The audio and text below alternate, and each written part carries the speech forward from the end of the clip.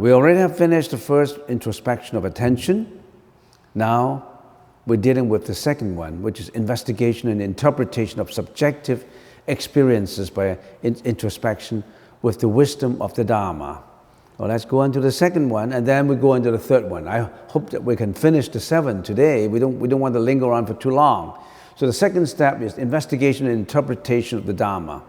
When we do introspection, we begin to understand that emotions come with the way we interpret our subjective experiences. What does that mean? What does that mean? What do you mean by emotions come from our interpretation of subjective experiences? Our eyes see, for example, the opposite sex. You think that opposite sex is really appealing, really sexy, really handsome or good looking. You are using your subjective experiences to interpret it. Because to other people, that particular person may not be attractive at all.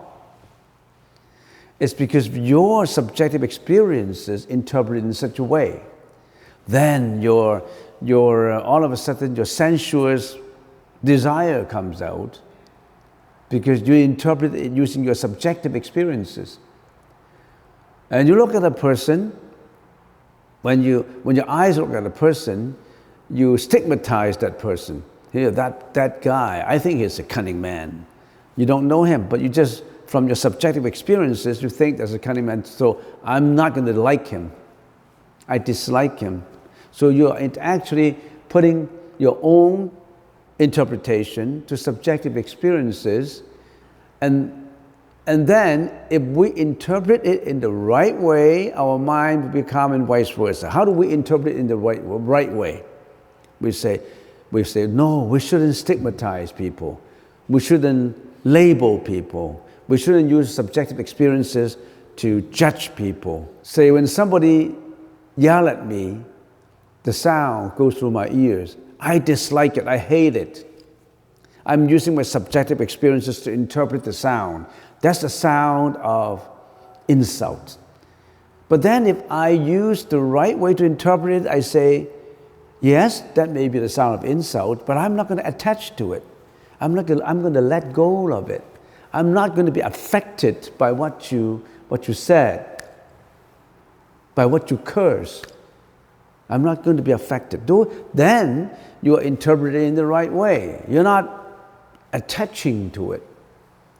So if we interpret in the right way, using the right introspection, the introspection of letting go, the introspection of no subjective experiences, you just treat it as something that you don't want to attach it to, then your mind will be calm.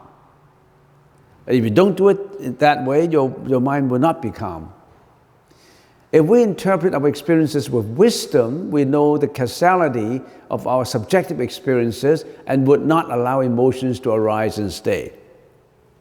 What do you mean by if we interpret our experiences with wisdom? We call it pana in the Pali language, and we call it prajna in the Sanskrit language. And then you do not allow the emotions to arise and stay. For example, a thought of depression comes up. It affects my hormones. I feel sad. I feel angry. I feel jealous. I don't know what to feel. If depression is a mixture of feelings, then you say, oh no, I'm going to interpret it with wisdom. I'm going to separate myself from it without attaching to the emotion and feeling, although I still have the emotional feeling because it affects my physical body. I will be affected by it. I will be saddened by it. I will feel sad. I will feel, I have certain feelings. But I know that's not a good feeling. I'm going to somehow distance myself from it, separate myself from it, and look at it. I can't get away with it. You can easily let go. Extremely difficult to let go. How to let go? Letting go is first of all to separate yourself from the emotion and watch it. You're not away from the emotion. You are with it. You must not hate it. You must not hate your depression. Don't add hatred on emotion. If you add hatred on emotion, you're adding on the emotion with a momentum of another emotion. You think that will help? You think you can use violence against violence? You cannot use violence against violence. You can only use tender loving care on violence. You can only use compassion on violence. Next, then we use the Buddhist teaching, the Buddhist concept to introspect and interpret the circumstances in the right way, free of craving and attachment, gaining free control of the citta, the emotional mind. The citta, the emotional mind. What is the citta? Citta, it's according to Theravada school, citta is the emotional mind. If we fit that into the Mahayana, that's the seventh consciousness, the manas. More law is the same as citta, manas, the manas consciousness, which is the seventh consciousness. With that realization, now the mind is confident. Why is the mind confident? Because you're going through a series of training for many, many days to distance yourself and watch it. That means you are putting a vacuum in between the emotion and yourself. You're watching it. You just befriend with it. Don't hate it. And try to get familiar with it. And at the same time, you put some silence in your mind, stillness in your mind, and go through it. Go through the storm. If the storm comes, you think you can throw away the storm? You cannot throw away any storm, right? You can only adjust your mind to accept the storm.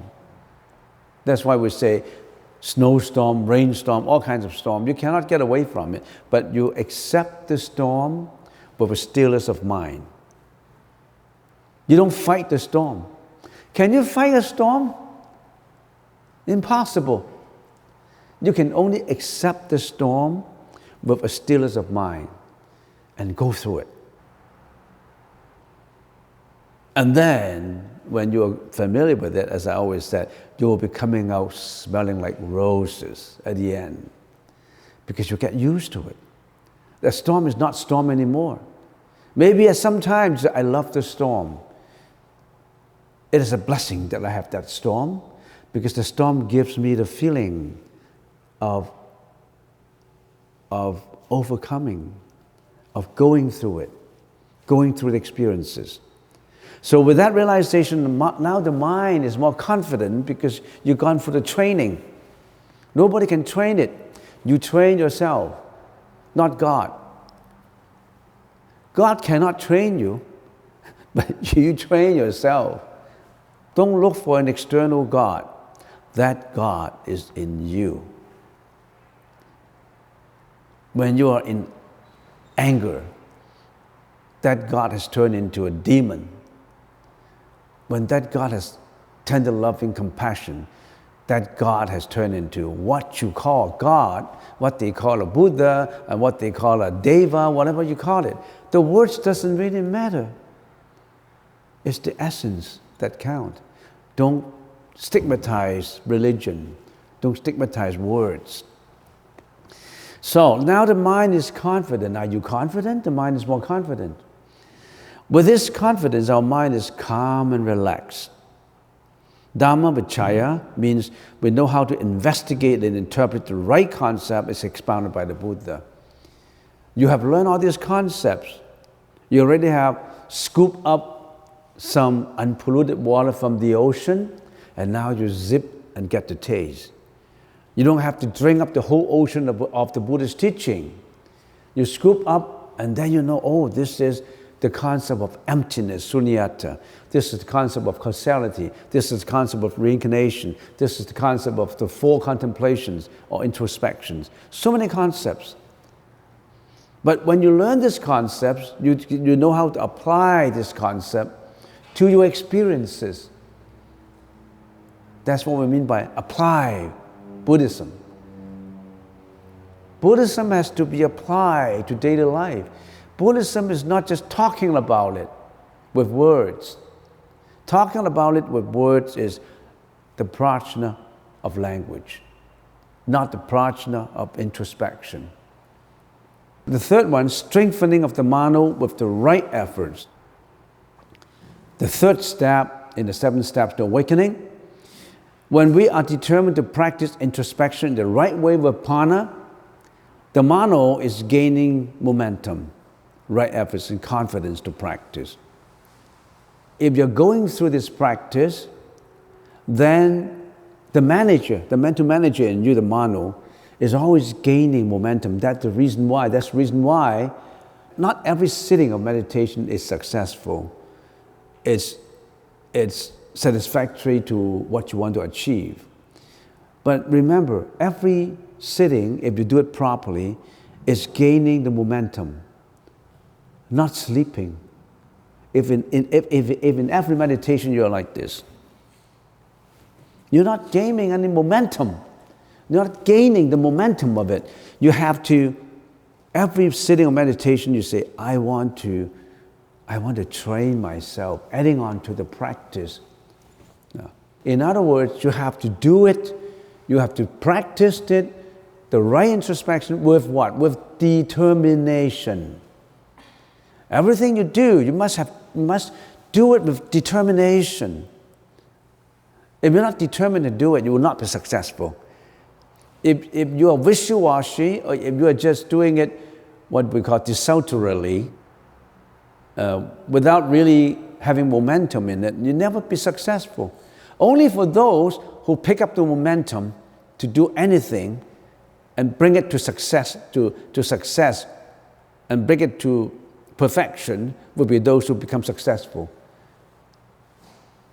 So it's very important that a practitioner of Buddhism must be a person who is determined to do it.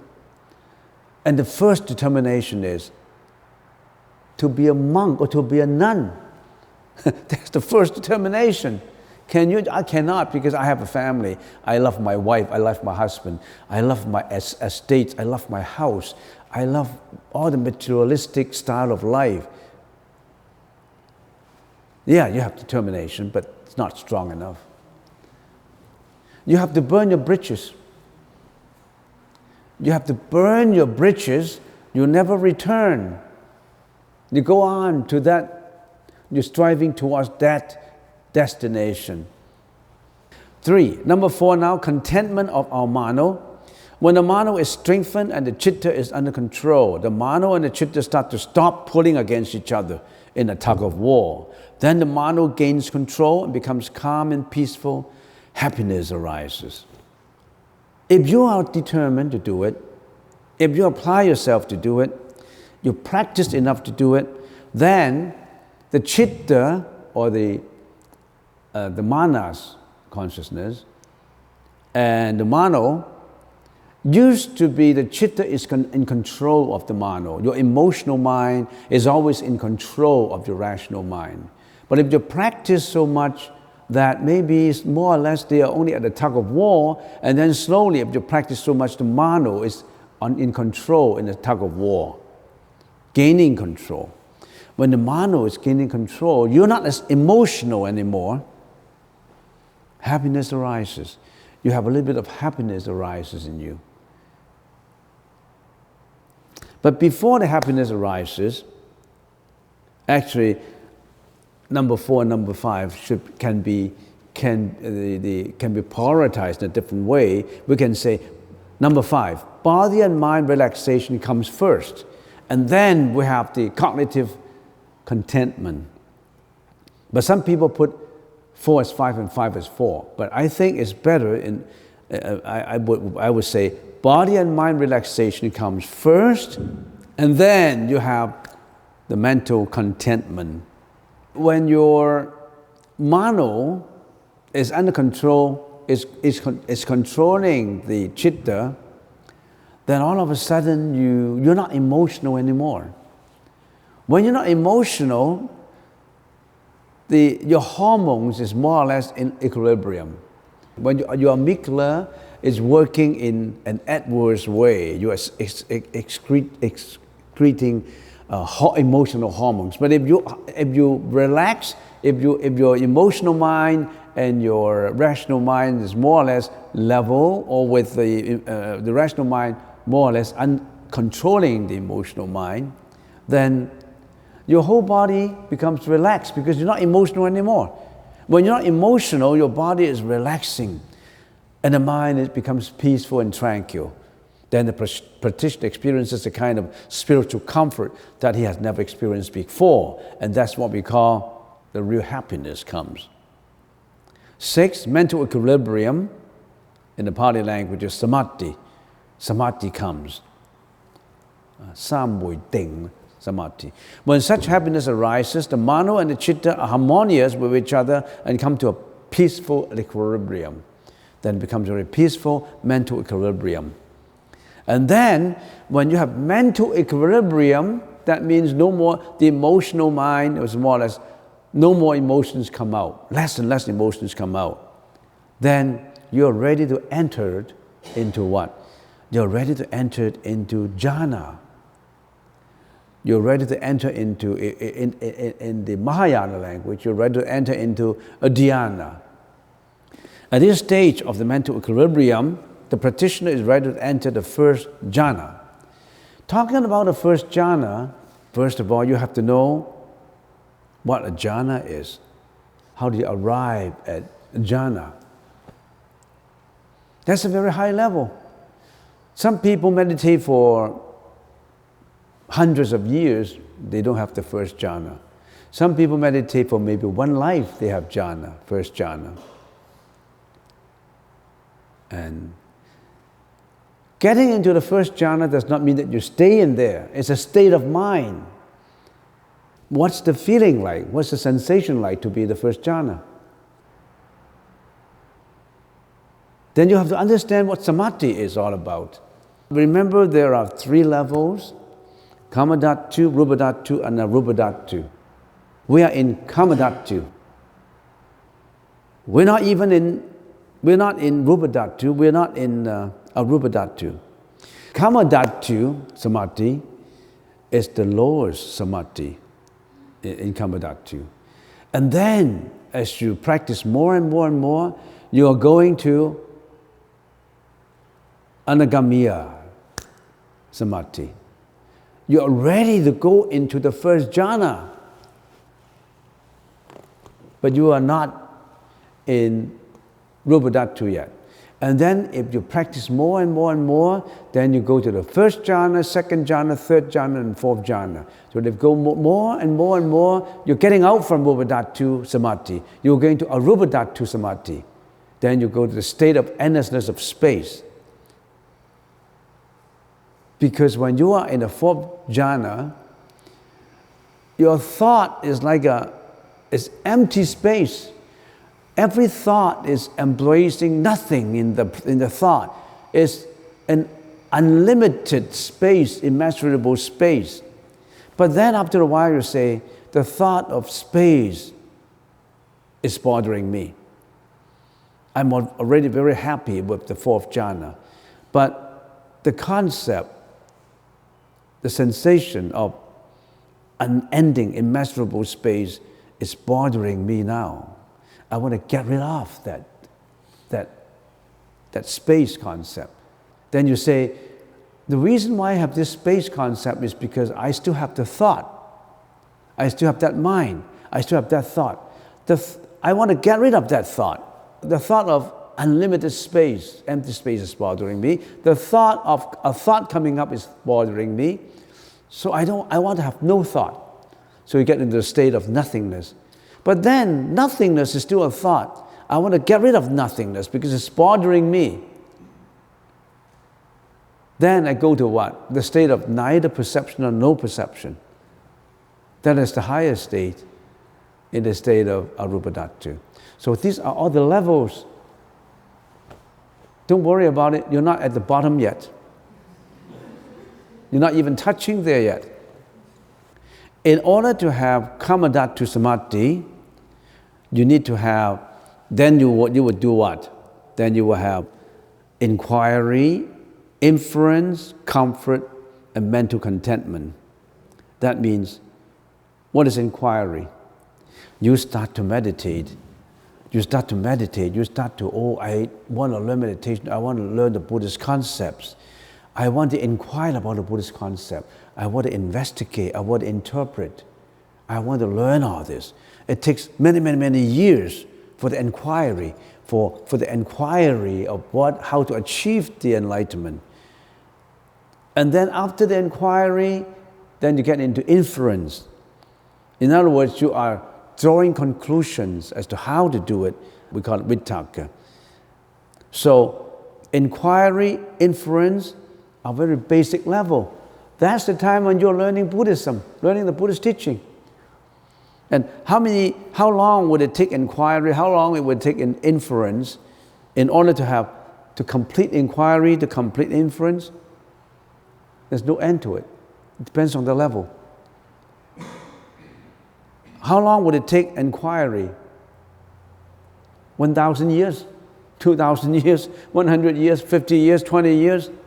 It's an accumulation of all the wisdom to do this inquiry. But you already have started the inquiry. Have you started the inquiry? Maybe some of you have. But there are many people out there who don't even care about this. What they care about is fame, reputation, family, eating, playing, I don't know. What are everybody doing? They're not striving towards the spiritual enlightenment. They haven't really started the inquiry.